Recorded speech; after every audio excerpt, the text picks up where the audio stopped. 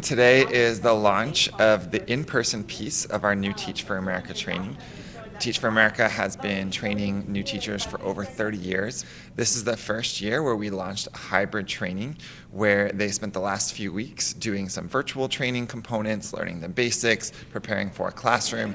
And today, we're here right now in PSJ ISD at Memorial Early College High School and also Raul Izaguirre Middle School, where they'll be working in partnership with part of the summer school with PSJ mentor teachers for training for the next 3 weeks. Hands-on experience in the classroom versus not in the classroom is it's exactly what it needs to be. It needs to be more hands-on. The teachers get to see firsthand, even though we're in there, they get to see firsthand what it's really like, doing the lesson every day, preparing. They won't be so scared that first year that all of us experienced.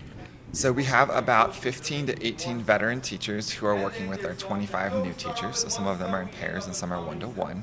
And this is an opportunity for them to help support the new teacher to understand the students, what are their academic needs, what are their social needs, and have a really successful end of the summer school period so that students can be successful in accomplishing what their goals are this summer.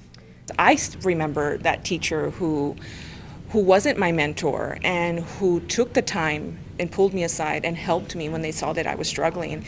And here we're assigned to somebody, but we're also giving that love for the craft and showing them that what it can be.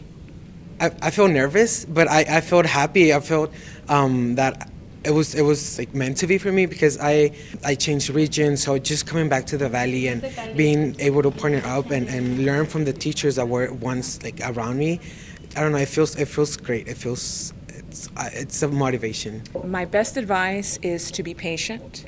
There's always going to be a bad day, but always know that the next day is a brand new day. That it's gonna be okay, and you keep going, and it will definitely get better.